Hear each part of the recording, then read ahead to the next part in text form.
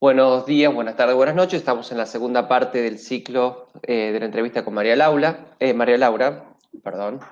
Y no vamos a detener la grabación, aunque recién la comenzamos, ya mandé el primer pulso, pero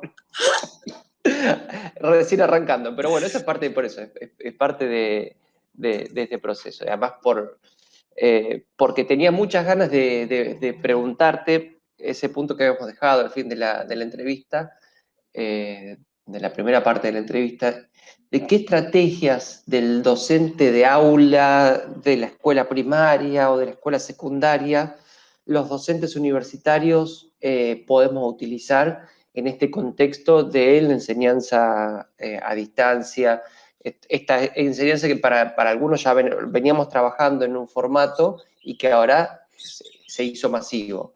Pero en muchos casos hay estrategias de ese mundo eh, que me parece interesante que vos nos cuentes que podríamos llegar a recuperar para los universitarios en este contexto.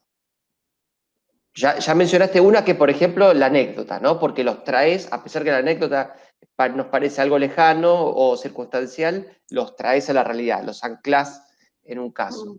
¿Qué estrategias podemos utilizar? A mí se me hace difícil pensarlo como consejo, yo lo pienso como experiencia compartida. Ujú. Debido a que yo trabajé mucho tiempo en una escuela de educación estética, son escuelas que están en la provincia de Buenos Aires y que funcionan a contraturno de la escuela primaria y trabajan con lenguajes artísticos. Entonces, todo el tiempo los alumnos de un grupo recibían a lo largo de la semana formación en 6 lenguajes artísticos, no buscando talentos, sino buscando la exploración personal de cada quien en cada lenguaje. Por lo tanto, eso a mí me habituó a una manera de trabajo que se podría resumir en lo siguiente: si no sale por el lado de la literatura, no significa que no les gusta la literatura, significa que en ese momento la literatura no es la mejor idea. Pero está todo lo demás que yo puedo poner en juego para llegar finalmente a la literatura. Entonces, hago lo mismo ahora, porque ahora se suma el hartazgo, el encierro, la desazón, la profunda tristeza de lo que no va a pasar, porque el año pasado teníamos una esperanza insensata de que este año íbamos a estar todos saltando por las calles. Algunos preveíamos que no había manera de estar saltando por las calles, pero también resolvimos no desilusionar a los que lo creían así, y los adolescentes lo sufren más aún, porque están en una etapa eminentemente social y han perdido todo lo que los socializaba. La escuela, el club, el centro, la salida, la caminata, la plaza, el pic, todo, las vacaciones, todo. Entonces volví a esta cuestión de entrecruzar lenguajes artísticos, porque la literatura no deja de ser más de lo mismo en este contexto, es otro PDF con el que tienen que lidiar.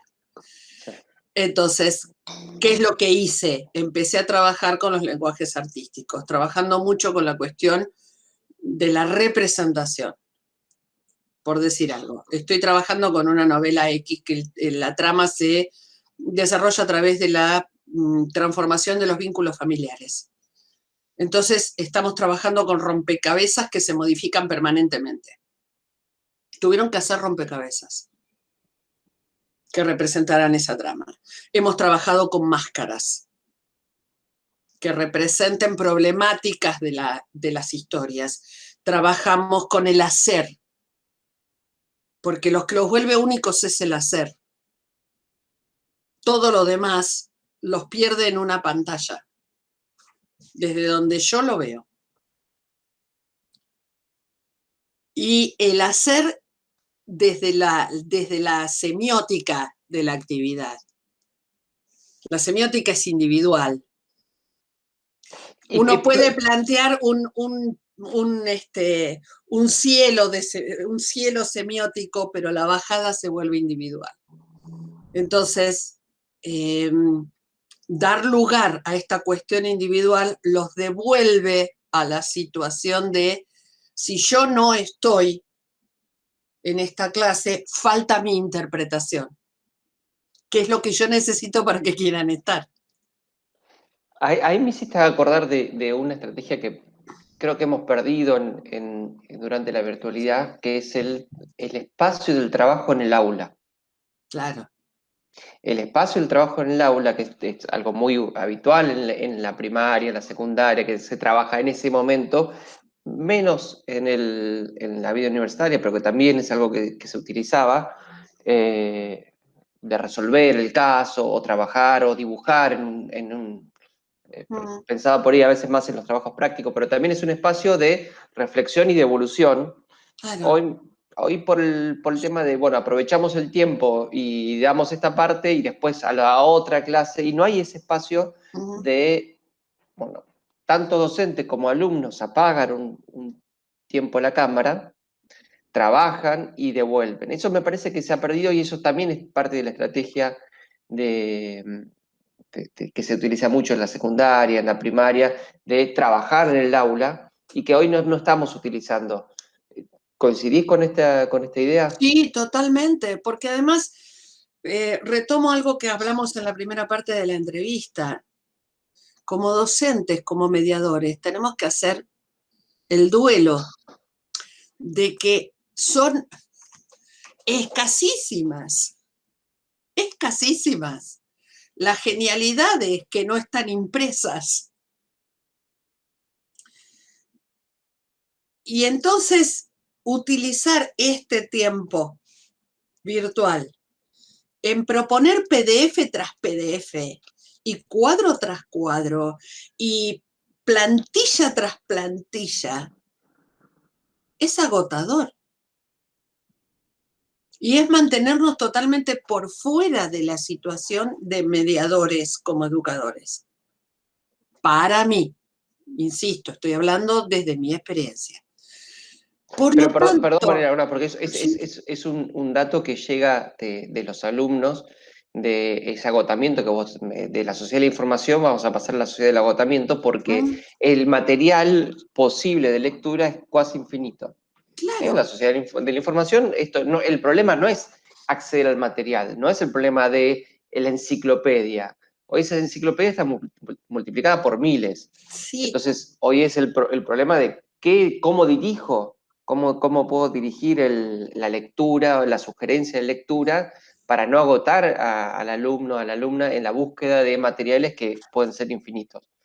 Entonces, eso sí. es muy interesante lo que estabas diciendo. O sea, lo que yo siento, y vuelvo a lo que dije antes, yo soy una persona que vengo de otro, soy una criatura milenaria, literalmente, vengo del milenio anterior, vengo de la centuria anterior, tuve una formación como profesional de la educación absolutamente rígida, mi carrera se desarrolló durante la dictadura, lo que le dio una impronta que yo tuve que desmantelar después, desmantelar la conciencia, porque me interesaba desmantelarla. Hubo gente que siguió tan tranquila y tan feliz. Y yo siento, mirando ese recorrido, que en este momento todo aquello de lo que hemos hablado los docentes los últimos 20 años, se volvió a instalar tan tranquilamente, que es el bendito enciclopedismo de la educación. Porque no paramos de sugerir lecturas, lecturas, lecturas, lecturas. Bien, bien, hemos vuelto al armazón, al aro de acero del documento. No, vamos a producir un documento. No, ya hay un montón de documentos. Por favor, produzcamos experiencia. Produzcamos experiencia que haga sentir la responsabilidad sobre el conocimiento. No la responsabilidad de estar produciendo bueno o malo, o un conocimiento bueno o malo, sino la experiencia de ser productor, de ser productora. Y en eso, no sé si está saltando, pero por ejemplo, las, eh, las herramientas, las plataformas de Sí, enseñanza a distancia que tienen espacio para crear wikis, por ejemplo, sí, eso me sí, parece, experiencia colaborativa también es muy interesante son como para atraer. geniales. Yo tengo colegas, he tenido colegas que cuando mandan a buscar material dicen, y no empiecen por Wikipedia, yo los mando a Wikipedia. Amo Wikipedia como experiencia de producción de conocimiento colaborativa. Los incito a que se metan en Wikipedia, a que generemos una Wikipedia de lo que estamos trabajando, a que pierdan el miedo, porque también está esta cuestión de lo que no se toca en la pantalla. Si A ver, aparece en un buscador, está bien. Si aparece en un buscador es bueno, si aparece en un buscador es fiable. A, aclaración nuevamente, tengo alumnos de 15 años, pero claro, también esta cuestión anuló el espíritu crítico, bajó todavía más el espíritu crítico respecto de lo que aparece en una pantalla. en esa falta, por eso, de discriminación de todo lo que aparece, y ¿Mm? además sabemos que aparece por algunos algoritmos que privilegian un contenido por sobre otro. Eso es otro, Que un muchas gran veces problema, son económicos. ¿sí?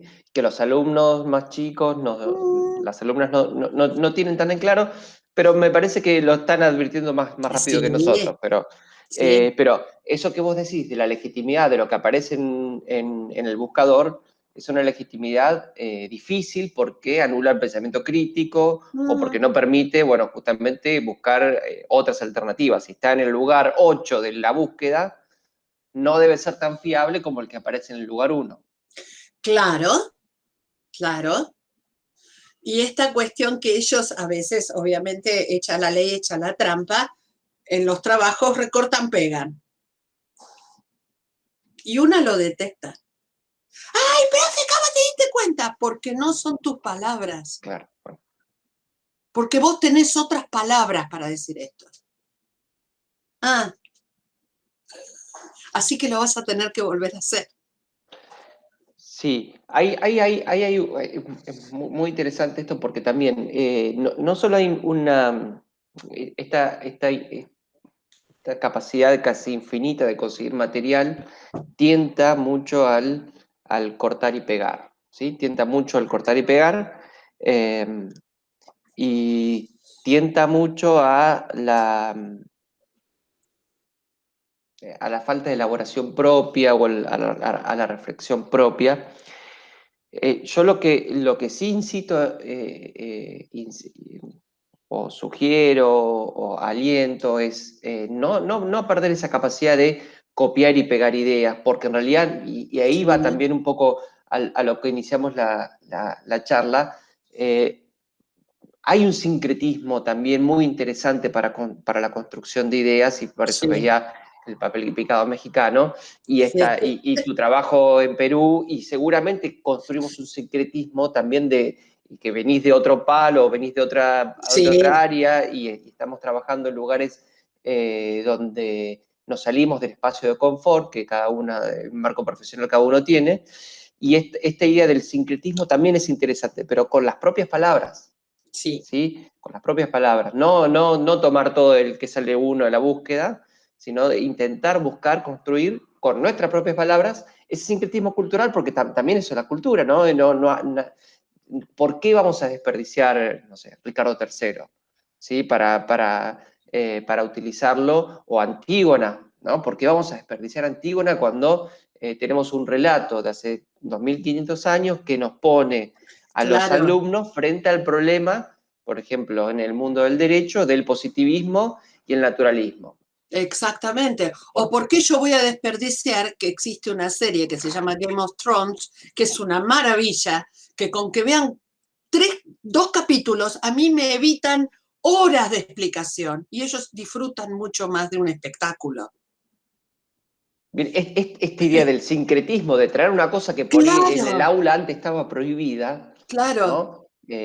Discutir una serie en el aula, o sea, algo que era, eh, no era bien visto porque era el manual, el manual que estaba... Bueno, yo en ese sentido siempre fui, como me definió un director que tuve, desafiante como docente. Yo lo miraba y le decía, por no decir insufrible, yo soy muy cinéfila y he visto mucha televisión siempre, por esta cuestión de, en determinados momentos de la vida, no tener la posibilidad de salir a ver cine, salir a ver teatro, por X motivo. Y lo traía al aula permanentemente. Porque si yo tenía que introducir una novela, qué sé yo, el lector, me venía mucho mejor y me ahorraba mucho más tiempo un clip de la película Cabaret que ponerme a explicar historia cuando yo doy literatura. Pero yo podía explicar, quedaba todo ahí. Bueno, ¿qué ven?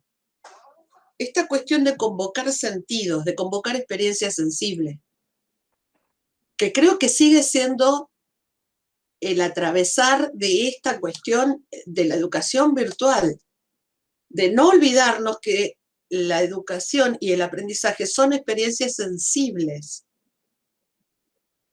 que están atravesadas por el aquí y ahora, perdón, sí, el aquí y ahora del relato personal de quien está aprendiendo y de quien está enseñando. Porque esa historia es única. Y si quien la está atravesando no la incorpora, queda fuera de la experiencia, queda fuera la persona. Esta es la cuestión de la narración. Esta es la cuestión. Hay una... En 100 años de soledad, García Márquez narra una masacre que sucedió efectivamente en la ciudad de Riohacha por una huelga que se produce. Convocan a toda la gente a la plaza y la matan. En la realidad, esa masacre provocó una muerte de aproximadamente 800 personas. En la novela son más de 3000. García Márquez, el narrador, habla de un tren que empieza en Riohacha y termina en el mar, pero el tren ocupa toda la vía de ese recorrido, de la cantidad de muertos que traslada.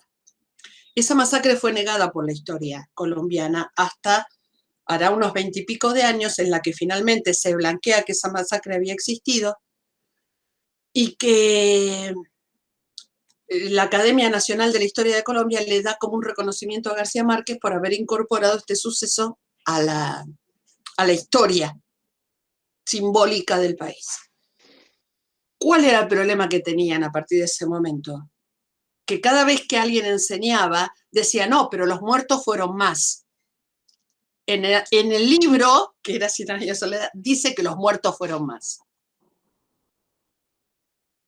O sea, cómo esta sensación que tenían los sobrevivientes y los descendientes de esa masacre era de que el que contaba la verdad era García Márquez. Porque finalmente su experiencia se había vuelto, entre comillas, oficial. Entonces tiene que ver con esto. Y que García Márquez siempre se reía mucho porque decía, finalmente me volví el historiador colombiano. Cuando yo en mi vida yo quise escribir algo que no fuera ficción. Bien, porque evidentemente en esa sensibilidad las muertes, sean 800, digo, trayendo por ahí un debate que no tiene por qué ser un debate de los 30.000 desaparecidos o 29.990. Sí. Digo, acá lo que no estamos trayendo es el número exacto, porque no estamos haciendo matemáticas, justamente. No es una idea de hacer matemáticas, sino cómo nosotros, a partir de esa experiencia, apropiamos ese concepto y lo trabajamos y lo explicamos y lo hacemos visible a lo peor que tiene nuestra historia, que es no tener esa experiencia porque no tenemos a esa persona que desapareció. Claro, y además esta cuestión de no tener en claro de que la historia individual construye la historia. Esta cuestión que dice Brunner, Jerome Brunner, ¿no? el psicólogo cognitivista, que él dice que la narración es esa mala hierba.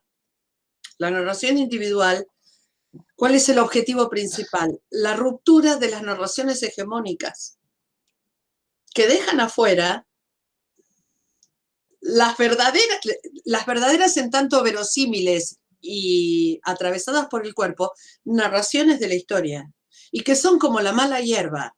Vos la arrancás y vuelve, la arrancás y vuelve.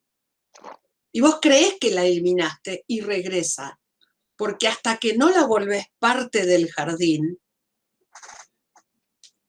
no va a desaparecer. Va a estar ahí. Va a estar ahí, va a estar ahí. Hay un historiador italiano que se llama Alessandro Portelli, que trabaja historia oral, que viene de la literatura, tal vez por eso lo quiero tanto, que bueno, que él trabajó así con esta cuestión de las fosas ardeatinas, que fue lo que permitió encontrar a Privke, acá en la Argentina. El relato de las mujeres sobrevivientes, porque eran todas mujeres, las vinculadas a los muertos, porque habían sido todos hombres los ajusticiados. Entonces, bueno, ahí aparece otra cuestión con la narrativa femenina y toda otra cuestión. Sí. ¿Cómo podemos traer al aula la narración, sobre todo en este periodo de, como señalábamos, de agobio, alguna desesperanza que existe? ¿Cómo podemos hacer para traer esa narración del alumno, de la alumna al aula para que sea un espacio también de nuestro de escuchar eso, para escucharlo, para convertirlo en algo común, digo, para que no imagino que en esa individualidad muchos creen que eso que es un mundo lo que les sucede y en realidad es el mundo cuando lo ponemos en común. ¿Qué estrategias podríamos pensar para escuchar, ¿no? Que parece algo muy básico en la idea de la docencia, pero que a veces por el tema de la cámara, rápido, cerramos la clase, tenemos 40 minutos del Zoom, hacemos todo muy rápido. Sí. ¿Cómo podemos hacer? ¿En qué momento se te ocurre hacerlo?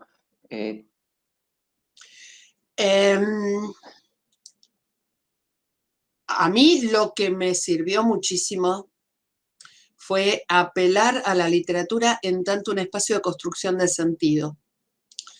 Entonces, lo que hice fue buscar textos que les hicieran saber que formaban parte de una cadena de experiencia, que aunque ellos y sus padres y sus abuelos no conociéramos a nadie vivo que hubiera atravesado por algo similar, sí había en la historia del arte experiencias similares.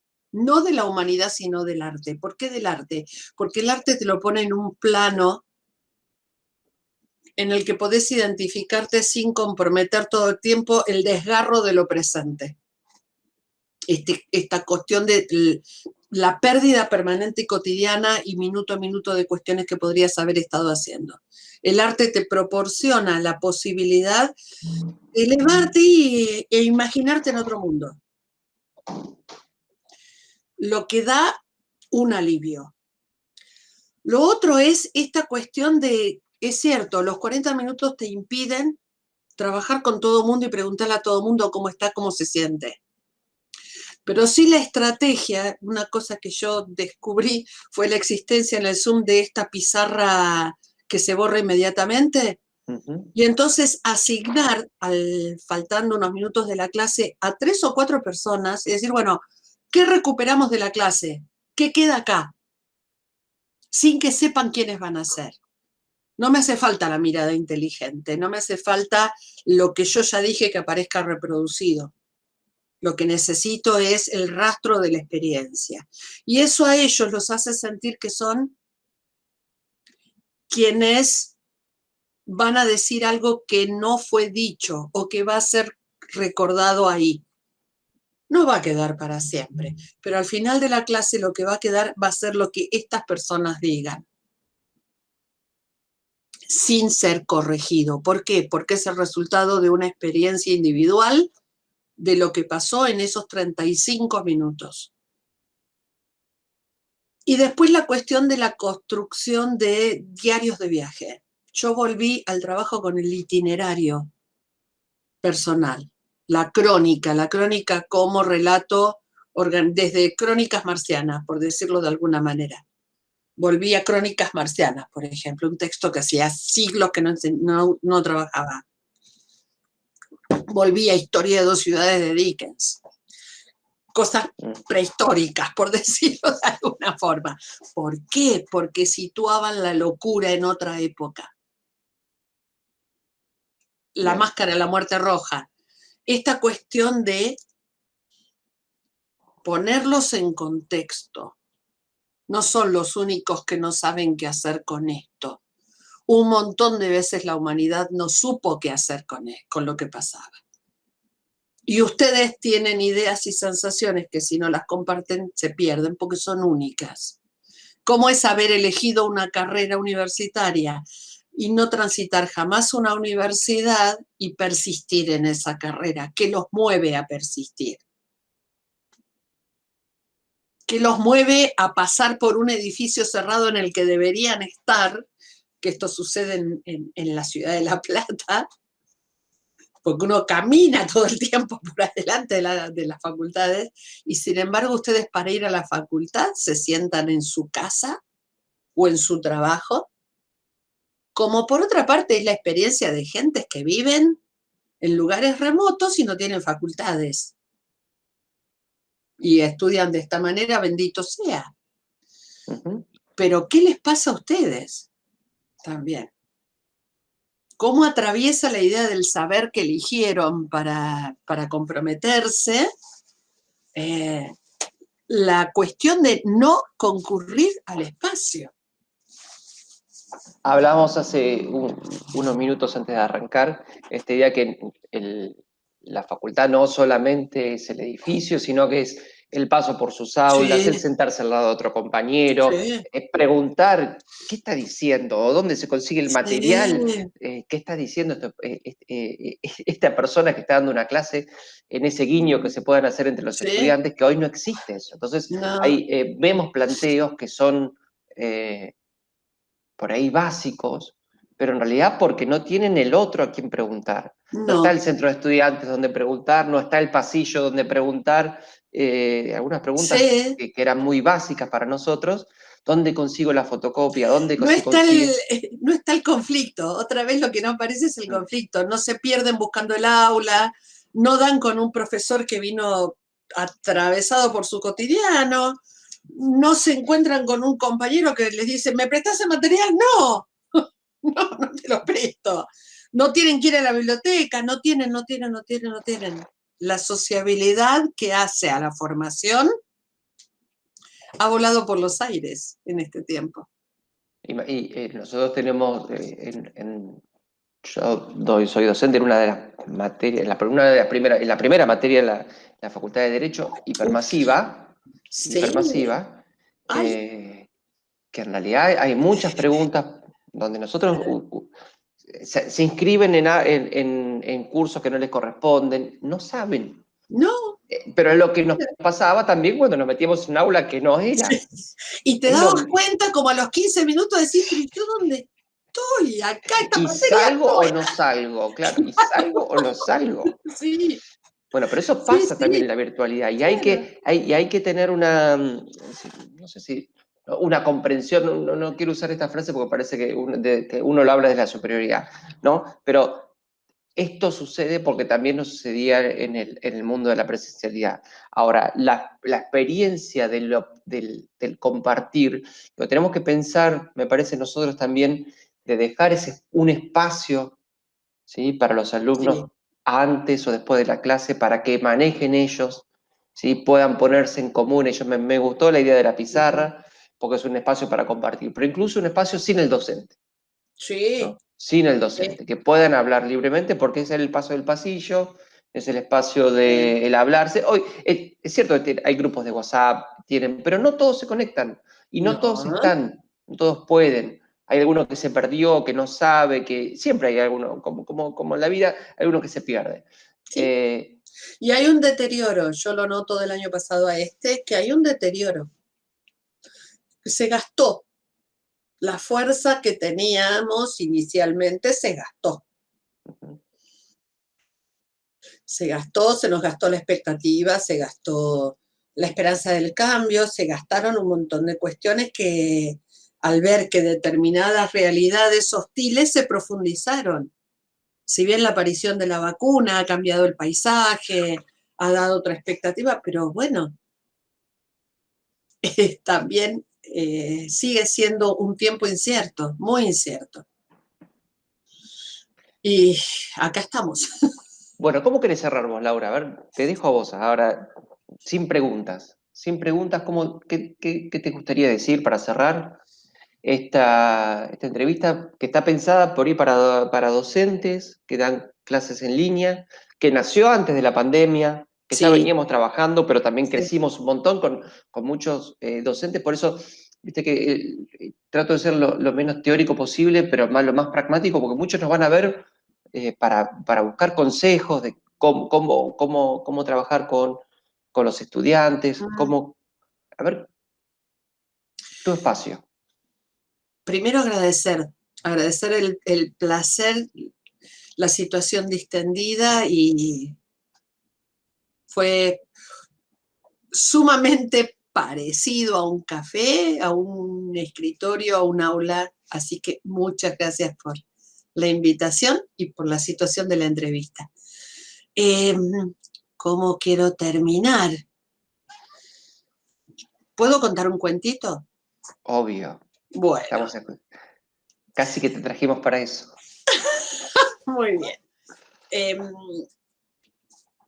Cuenta que el demonio se decidió que merecía un poco de vacaciones, un tiempito, así que subió a hablar con su compañero de ruta y el compañero de ruta le dijo, mirá, no, o estamos los dos o no está ninguno. Y como yo no me quiero quedar sin trabajo, vos vas a tener que seguir o nombrar un reemplazante. Entonces el diablo resolvió nombrar un reemplazante porque había hecho todo lo que había querido. Cuando miró para atrás, la eternidad vio que había hecho todo lo que había querido. Pero como era el demonio, eh, resolvió hacer una despedida y un remate para quedarse con algo de fondos. Así que convocó a su remate a las gentes que sabían que contaban con el metálico para comprarle lo que tenía. Allá fueron todos, que tampoco eran tantos, porque uno cree que el diablo tiene un montón de cómplices. No, no, el diablo tiene muy pocos cómplices, porque esos cómplices lo que tienen es el poder de convencer a los que se creen que son el diablo. Así que ahí estaba todo lo que había salido preparado para los remates. Había algunos 2 por 1 porque no todos tenían el mismo dinero, qué sé yo. Pereza y lujuria salían juntos por un precio. La soberbia era carísima. La vanidad ni les digo, porque con apenas un poquito que se polvoreara la cuestión quedaba saldada. Y había a un costado había un gigantesco pedrusco o algo que parecía un pedrusco gris tapado con una lona.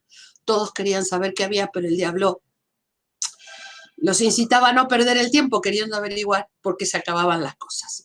Terminó todo, vinieron los discursos. Yo no sé si se jubilaron, pero cuando uno se jubila siempre hay alguien que dice, ¿qué vamos a hacer sin vos? Todos saben lo que van a hacer sin vos. Saben lo que van a hacer hasta con la goma de borrar que dejes en el escritorio. Pero queda lindo decirlo. Y cuando todos terminaron, le preguntaron al diablo si podía decirles qué había ahí abajo. Y el diablo dijo, tráiganlo. Varios trataron de empujarlo y no pudieron. Le quitaron el trapo, se encontraron con una piedra del tamaño de un hombre y al tratar de moverla estaba llena de filos que no se advertían y que les lastimaron las manos y astillas que se fueron clavando en las manos.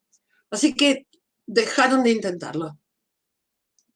¿Qué es esto? Ah, dijo el diablo, me van a perdonar. Pero no por eso yo gané la eternidad y ustedes son simples mortales. Yo me quedo con algo, porque me tengo que quedar con algo. Por ahí un día cambio de idea y no puedo volver desnudo de recursos, porque el de arriba va a creer que es más importante que yo. Así que me quedé con esto, que cada vez que lo pongo en juego, gano. ¿Qué es? El desaliento, dijo el diablo. Ustedes se compraron pequeños poderes que tarde o temprano fracasan, porque los hombres son tan obvios que los dejan al desnudo, pero cada vez que yo utilizo el desaliento, les gano. Así que sepámoslo. La lujuria, la envidia, el odio, hasta la soberbia, están en manos de personas como cualquiera de nosotros. Pero, según cuenta la historieta esta, cuidémonos del desaliento, porque sigue siendo la mejor arma del diablo. Gracias. Buenísimo, buenísimo. Bueno, muchas gracias, María Laura. No, gracias a Hermoso, vos. hermoso la entrevista y bueno, Lo mismo digo. esperemos que bueno, se repita cuando pase esto. Cuando ustedes Eh, digan.